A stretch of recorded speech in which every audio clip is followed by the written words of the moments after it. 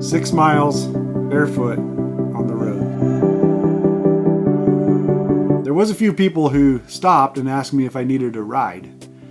And when I said, no, I don't, I'm doing this on purpose, they called me crazy and drove off. Maybe I am, but it's not the first time I got called crazy. I did not do that one time. I had to work up to that, starting with a half mile and adding 10% distance every week. So I went from half mile to a mile to 1.3 to 1.75, something like that, and worked myself up to 6 miles. I could go further, but I am going to stop for the winter because the pavement is getting cold. Barefoot running seems ridiculous in this day and age, doesn't it? Well, it's not. A little backstory here. The shoes that we have been offered for years are your typical, as far as running tennis shoes, are your typical shoes. They have a wedge right here, right? So your heel is higher off the ground than the foot, and the toe box is pointed. Now, that's what we've been offered. That's what I've been wearing for years and years and years. And at the age of 18, I began to have foot pain at work. I worked at the RV factories from 18 to 32 years old, 33 years old. And I've had foot pain every day that I worked. It just fatigue, I guess. It started in the bottom of my feet and it worked its way up my legs every day. I would just loved any chance to sit down. Any chance I could get, I'd sit down. I could never understand how people can stand and talk on the weekends or something for hours. So I just endured that for all those years. The whole time I was going to chiropractors, doctors, foot specialists, and all they did was give me, oh yeah, custom arch supports. Try these. This will fix your problem. And even if I stated, well, the last chiropractor, the last foot specialist gave me arch supports and it didn't work. Well, they don't know what they're doing. These are the ones, mine will work, I think. So I spent thousands of dollars on that, trying to fix the problem, and I couldn't figure it out. I had no idea what. I just gave up. I decided, well, I got to deal with this pain. When I moved to Idaho, I broke my collarbone and had to have surgery on it. And so I figured, since I hit my insurance deductible for the year, I'm going to do a CAT scan on my back to see if something, nerve or something, is affecting my feet, making them hurt. Because I don't, maybe it's something from my back. So I did the CAT scan, and it came back clean. A little bit of arthritis, but that's it. But as I was talking to the neurologist who was going over it with me, he looked at me and said, stand up, and I stood up, and he said, your posture is off. That's why you have all this pain. So he's like, he sent me to a physical therapist, and that's all it was. Just posture, right? All these hundreds of dollars going to these experts, and they couldn't tell me that until all these years later. I can fix it with a few exercises. I noticed at Jacob when I was working there, anytime, because I was swingman, so I would do different jobs every day, basically. And sometimes I would go back in the floor department where I would lag in the floor to the frame. And I noticed that I never had any foot pain.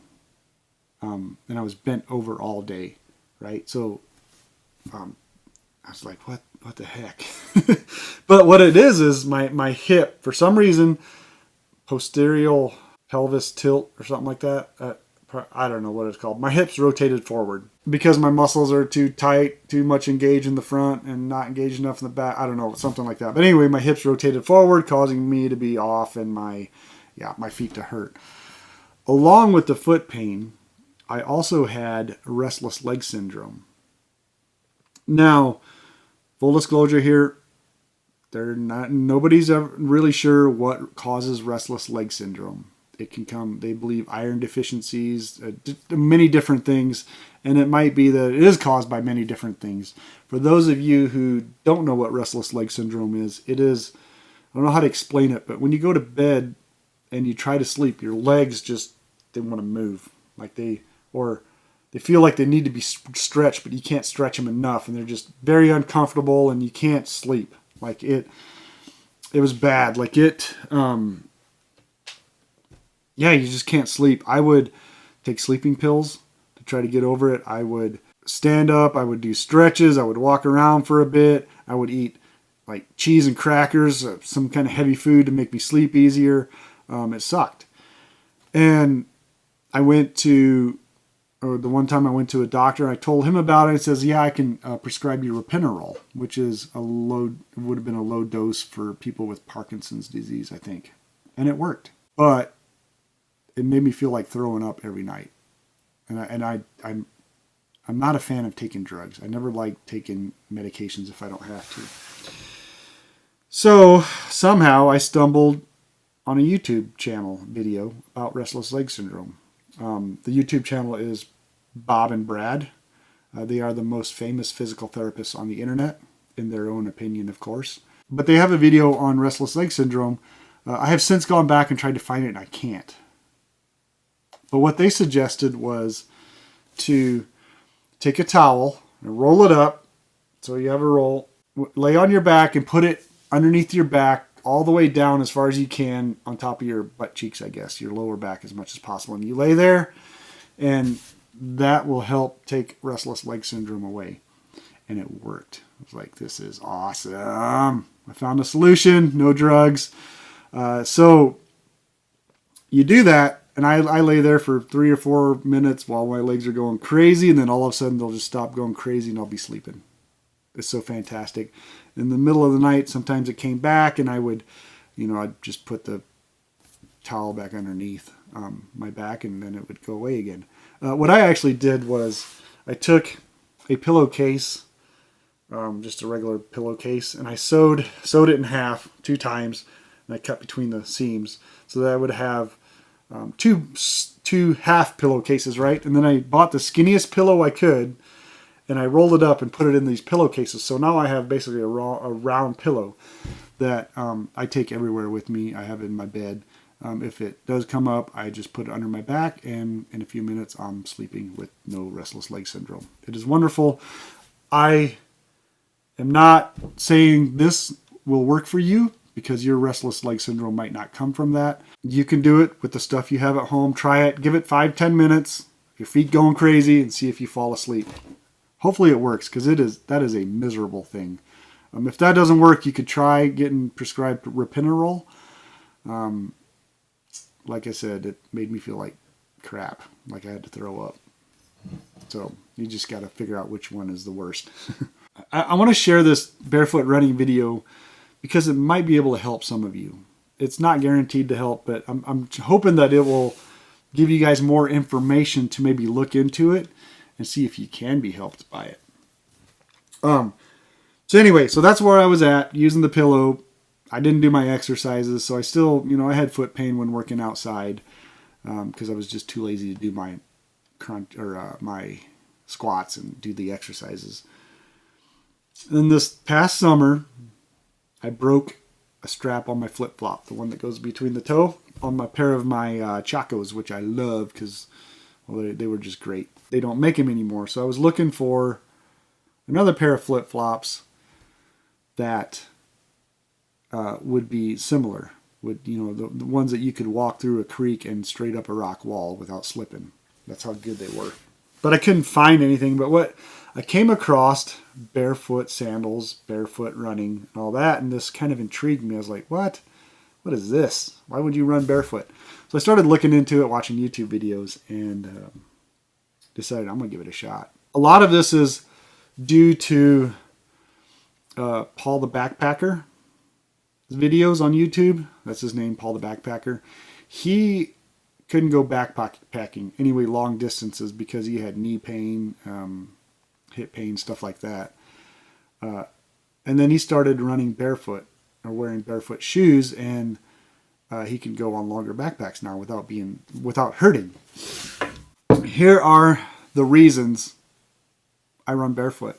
When you have your typical shoe, you have a nice cushioned heel. You have nice cushion up here, but the heel is higher, right? So first off, if you really think about it, that is not naturally the way God made us. So if you take your heel take your foot, you're flat on the ground, and you just take a 3/4 inch piece of wood and put it under your heel. What happens? Your whole body tilts forward, but since that's not good, your upper body corrects for that, which it just throws your posture off just a little bit, right? But maybe enough to cause issues. And that's what shoes are doing. They're putting a heel rise in there so you're not standing flat like God designed us. And another thing with all this cushion, when we walk, we do a heel strike. We hit on our heels first, we roll on our toes, and we walk, right? Seems like the natural way. But if you go walk a mile or two barefoot, you will really quickly realize that the heel strike is not a good method. So the way you're supposed to walk is with a forefoot strike. You land on your forefoot right here, and then on your heel. And I know that seems a little counterintuitive, but it's not. It acts as a shock absorber for your legs and body. Because if you're doing a heel strike, that's why you need all the cushion. Doing a heel strike, you're putting a lot of slam into your whole body. The reason they put cushion in here is, I guess, according to a book called Born to Run, very good book, I still want to read it, I think is according to that book. But way back in the day, people, remember the basketball players were playing with the Converse Chuck Taylors, flat shoes, I guess in that era. So a lot of office people wore heeled shoes, boots, whatever it was. And the running craze came about, so they bought all these flat Nikes, and we went out running, and they started having problems, having pain. And so Nike went to a foot specialist in the same building they were working in and asked them, why are our customers having foot pain? And that foot specialist said, well, because they're used to heels, wearing heeled shoes all day, which I guess shortens something in your leg. I don't know what it is. You'll have to go do the research. And now when you're putting them in flat shoes, they're not used to that, and it's causing problems. So Nike was like, well, what do we do? And he said, well, put a wedge in there, cushioned wedge. So they did, which kind of took care of the problem. Put a Band-Aid on it, right?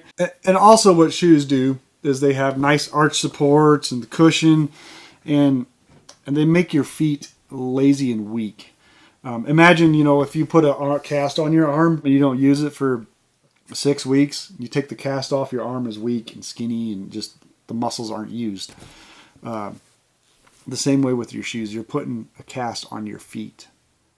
So the shoe is doing what your muscles should be doing.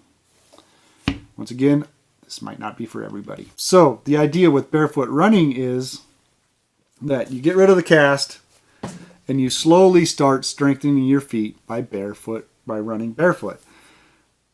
They noticed this with natives living down in Mexico. They could run like 100 miles a day. That's insane. But in basically just flat sandals that they made themselves. The reason they could do that was because they grew up as kids bare feet, and they never put on a pair of shoes. So their feet were toughened up to it. Their feet, the muscles were strong, which held up the rest of their body properly, right? And they could run that far, not having any injuries. I can't imagine the soles of their feet too. I bet they were tough. 10 years ago or so, since this Born to Run book has come out, a lot of people have transitioned to what they call barefoot running, and the runners are experiencing a lot less injuries, a lot less shin splints, what do they call them? Yeah, shin splints, ankle problems, knee problems. It's just their feet are getting stronger. The feet have a lot of senses in them too, so that when you're feeling the ground, your body responds better. And it just builds a better foundation for the rest of your body. A lot of barefoot runners don't actually run barefoot. They have barefoot shoes, which is what these are. These are my barefoot shoes. There are many different brands out there now. Barefoot shoes they literally have I don't know what these are. 5mm sole? Doesn't say. Very thin sole, just a flat sole. It's called a zero drop shoe. There is no wedge. And as you notice, the toe box is wider, which is also these narrow pointy toe boxes. Although they look better, are not healthy for your feet because they pinch your toes. If you look at natives down in who never wear shoes, their toes are splayed out, kind of ape looking. That is actually a healthy foot. Yeah, so they run in barefoot shoes, minimalist shoes. Then I can feel pebbles and stuff through these shoes. It's fantastic. This is what most barefoot runners will run in. I decided I'm going to run barefoot because I just want my feet to get tougher. So the effect is kind of the same as running barefoot or running in minimalist shoes because you are so close to the ground. You can feel everything. It is similar. This does protect you a little bit from, obviously protects you from thorns and stuff like that and cold pavement, which is why I'm wearing them now to run. Winter is here. So I bought this pair for running, for wearing just normal day stuff. Probably end up buying another pair. My one concern with these is that come wintertime, there's not a lot of insulation between the ground and your foot. I guess the sock will help, and I also have these insoles that fit in here that will help with some insulation. So we'll see how winter is with that. My feet might get cold in these. These are the Zero brand. They have very cool looking shoes, quite a selection. Zero does. Vivo shoes out of Europe has the most stylish shoes in my opinion. The Zero Drop, the Zero Drop shoes, barefoot minimalist shoes. They are also the most expensive ones. Field Grounds has shoes and sandals. And then I have a pair of Lems. These are out of Colorado. These are boots. These are hiking boots. I bought them as work boots. They have a thicker sole on them, so they're not minimalist shoes, but they are Zero Drop. They do not have a heel. These shoes, they look a little funky, but they still look very normal, kind of like work boots, right? These are the most comfortable pair of work boots I have ever worn. They are so comfortable, just straight from the box. These are the waterproof version, Boulder boot. They are about $160. You can get the other leather ones that aren't waterproof for $130-ish. I don't think they will last as long as a normal pair of work boots. According to the reviews, the soles wear out quicker. I don't care. They are so comfortable. So how has barefoot running helped me? It has helped quite a bit. I can definitely tell when standing barefoot, my feet are stronger. They're just stronger. And not having that wedge in my shoe allows my heel to drop back down. It allows my hip. I still have to kind of be aware of it a little bit, conscious of it. It allows my hip to rotate back to where it needs to be. And my posture is where it should be. And I can actually, it's amazing because I can stand through 4 songs. I can stand through 4 songs of worship without foot pain, where I used to not be able to do that. I can work without having foot pain just because that heel is down where it should be naturally. Now, I have to still, I had to train myself to kind of do that. It didn't just naturally happen because I put on a pair of flat shoes. I still had to be conscientious of it. I think I still had to build up my leg muscles for it. That's where the running came in, helped with that.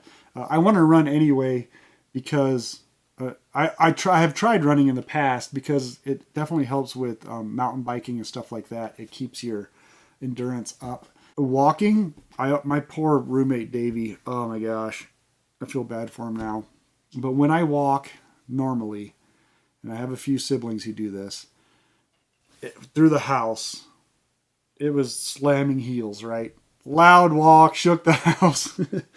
Poor Davey, I probably woke him up quite a bit doing that when we were living together. Since I trained myself to do that 4-foot strike, because that's how you're naturally supposed to run or walk, is hitting your 4-foot first, and then bringing the heel down. It's not. I'm exaggerating it here, but it's a lot softer walking. It's a lot better for your body. I think. Go do the research. But I can walk through the house now with a 4-foot strike.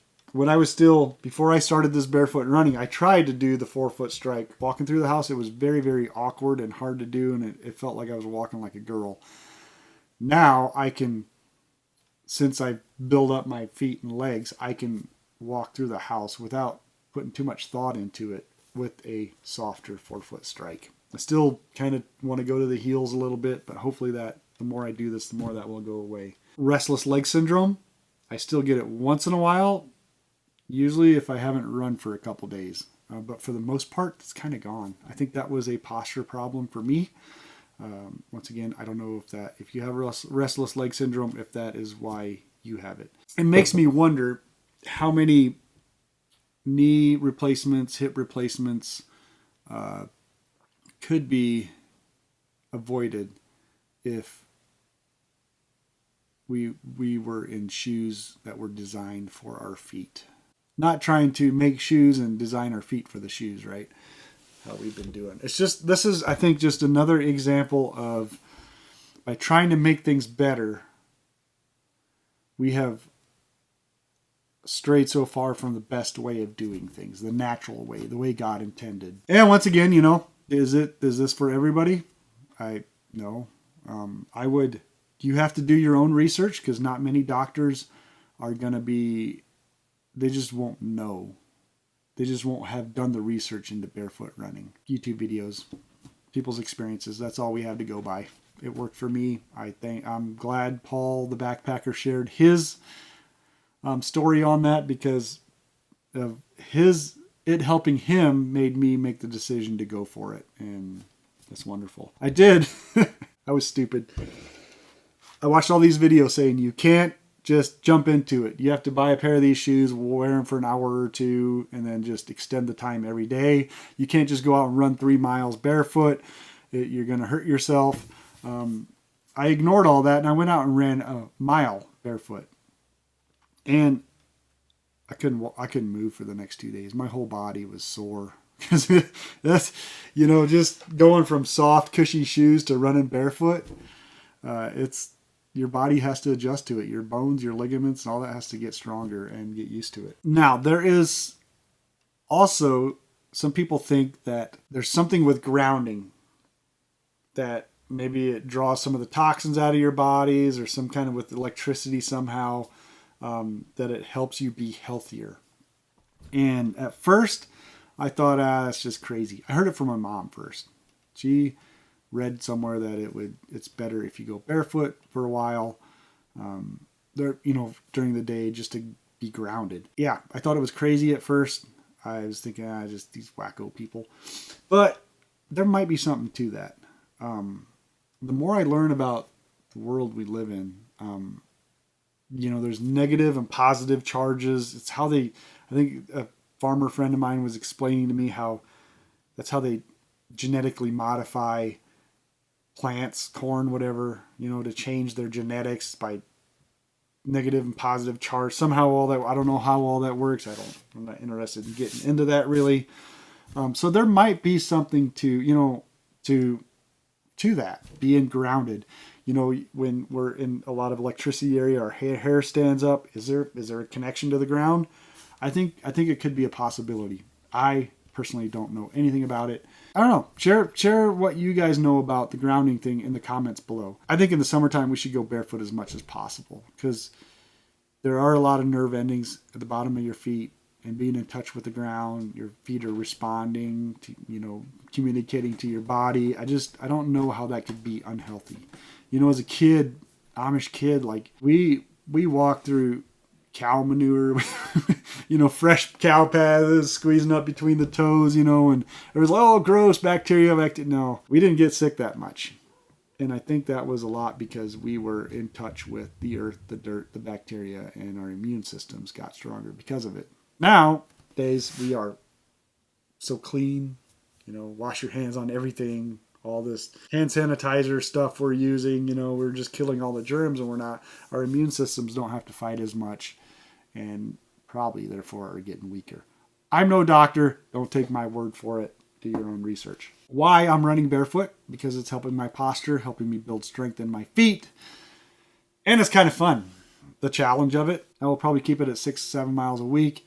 And then hopefully in the summertime, I can amp it up and do 8, 10, 12 miles barefoot on the trails. That would be awesome. If you are interested in barefoot shoes, like I said, you can't just there is a transition period. You have to slowly transition. I know this is supposed to be an Amish channel, but as I find things that I think better my life, I'm going to share them with you because maybe it will better your life. If you can, hit that like button, helps me out.